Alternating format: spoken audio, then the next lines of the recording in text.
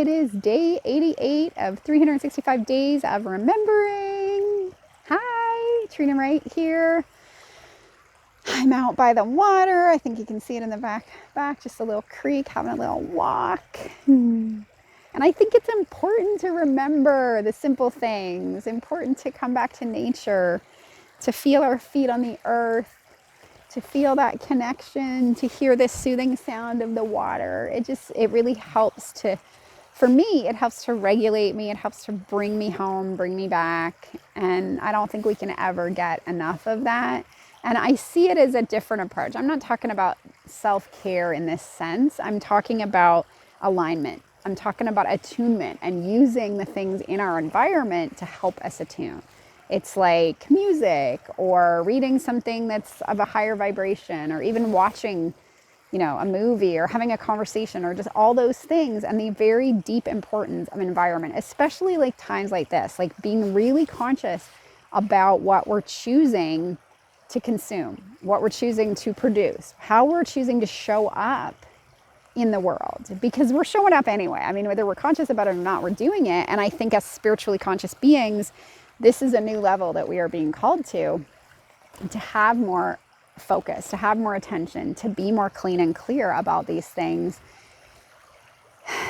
And that's perfect and beautiful. And it's like that idea of, in any moment, we seem to always be referencing things. It's really hard to get the mind to stop doing that, because that's literally how we call this illusion into something that is tangible, that we can then interact with. So we need that reference. We need that tangibility to have that experience. I mean, that's why we're here. But remember, the experience itself, the tangibility, the thing that you see in front of you, is the reflection that's then telling you what you need to shift on inside, or how you're playing in the vibration of your beingness, where your true energy expression, where your true emanation of what you're putting out to the world is coming from. That's what it's to serve. And at that said, right now, there's such a powerful collective emanation that is not at a vibration that I think you want to play and dance. I mean, it's nice. It's so funny. It's like I say, it's interesting, because I live in duality, and because I've been in duality, and because duality itself has a lot of momentum. It's kind of over there, and I just keep it over there so that I can see it, but I don't have to choose to bring it. So that's the fun, interesting thing about that. The other thing is, I was saying to my husband, we can create anything we want because we're infinite beings and infinite possibilities exist. Totally true. It's just, I was laughing and giggling and saying, wouldn't it be fun to have a bunch of money? I mean, why not? Just for the fun of it. And would it be fun to have, like, for example, our house paid for? That would be really cool if our house was paid for. And yet, for me to stand in this place and say, you know what, I could totally believe and totally 100% know that someone's going to knock on my door, knock, and say, you know what, we just decided to pay off a bunch of people's mortgages. We're the mortgage company, and we're not going to ask you for any more money. Here's the deed to your house. Outright, you own it. Cool. But I have no beliefs in the bucket that believes that. Now, if they knocked on the door and said, you didn't pay your mortgage for 3 months, so now we want your house, I have a lot more beliefs in that bucket. But they're equally valid and true. One of them's not more true than the other. Both are complete possibilities. One is based in lack. One is based in abundance. One is based in, like, the belief in everything is always there for me. I'm not even saying that I need the house, but you get what I mean. So what buckets are you putting your beliefs in? Because that's what it comes down to. And I'm going to stand here in all authenticity and say, I cannot hold a belief that will allow them the honest believing that they're going to come to my house and give me my house. I just wish I could, but I don't. So somewhere in the middle, I mean, one, I'm going to spend some time looking at what would it take to get to those beliefs. And I notice a lot of people out there saying, well, what would it take for the version of you that you are now to be the version of you that has that belief? And I get that and I don't. I mean, I get it in the one hand, but it still accentuates the gap between me and that me. And they're all just me, and everything's now. So I'm not sure how much that actually serves me. And I want to stand in the place of, so if my belief can't hold that belief, what belief can my belief hold? Or what desire can my belief hold? So I want freedom and flow, and to know magic comes my way. And I want to always feel stable. I always want to feel secure. And I am secure because I have this epic inner security that could never go. Even upon the death of my body, I know it wouldn't go, because it's beyond that. It's the truth of who I really am. And so how can I then dial it up and tune more and more and more into that? And then that's a good place to sit. So in these times, I think it's really an invitation to sort of step into our wondering about those beliefs and to say, you know what, in the spite of all this stuff that the collective is amping up, no, I'm going to believe in my epicness. I'm going to remind myself that this is vibration, and I'm going to remind myself that we are collectively cleansing some stuff. We're collectively elevating all of ourselves, and with us, everyone else, to a new level of what can be held and what can be believed. And it's important to have that awareness within yourself of what you are able to hold and believe. So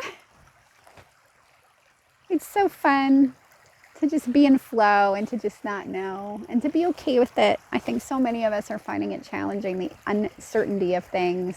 And it's just so interesting because we have an illusion. I mean, we all know that this is an illusion, but then there's an illusion within the illusion that somehow we could have a certainty about things that I'm not sure we ever really have.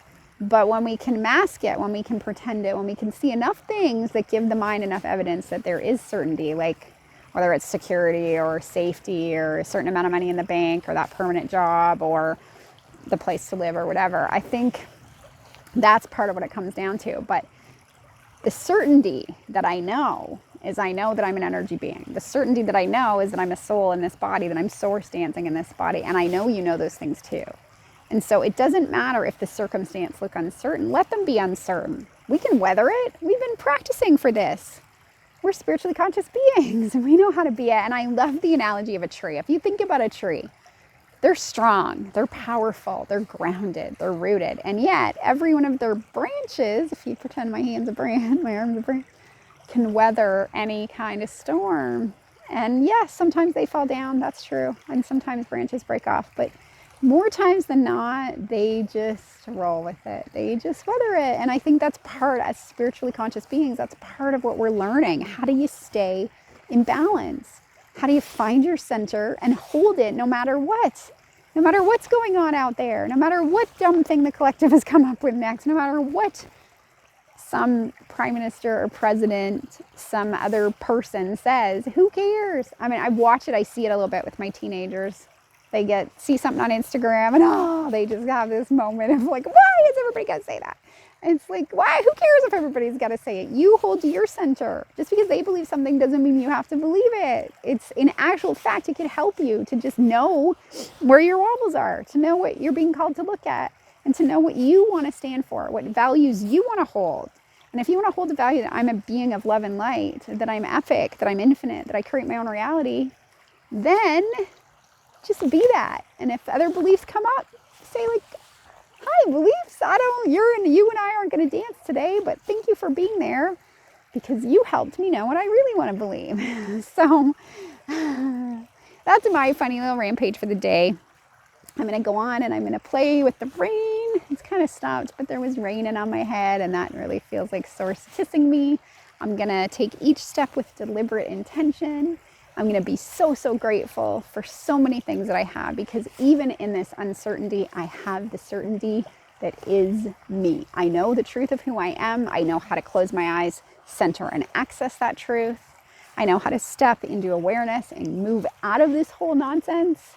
And I know that the key thing about all of that is where I choose to put my focus. If I allow myself to get pulled into that drama, not going to feel so good because it's going to take me out of alignment probably.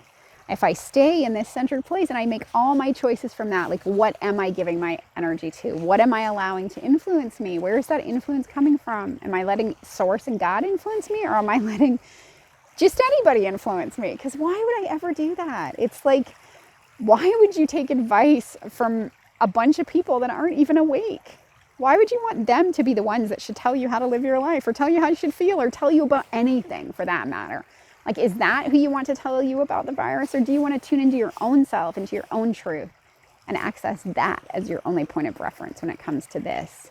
Because if we're always going to be referring to something, we might as well be referring to the truth of who we are. Hallelujah. So I invite you to find your own way to that, to think about what's influencing you, what are you referencing, and also to take it one step further and say, how can I be the most positive, the highest, the clearest influence in my world? How can I make that happen? How can I have others looking to me, whether in my real life and physicality, like in presence with people, or on social media, or just in every interaction I have, how can I hold a higher vibration of like, not uncertainty, but certainty, but clarity, but like, you know, we're all in this together and it's all going to be okay. And yes, it is a time of awakening. And yes, it is a time of up leveling. And so it's going to feel like you have on a shirt that's a little too tight and you're ready to take it off. Like the butterfly that comes out of the cocoon and is like ready to just burst out of that and have like a whole new vibration. See yourself as that and realize that it's okay to be moving into this up leveling place, but you are going up, and that's the thing that you're committed to. And use this time to practice by holding the space for everyone else to find it and to come into it. And that's what I invite you to do.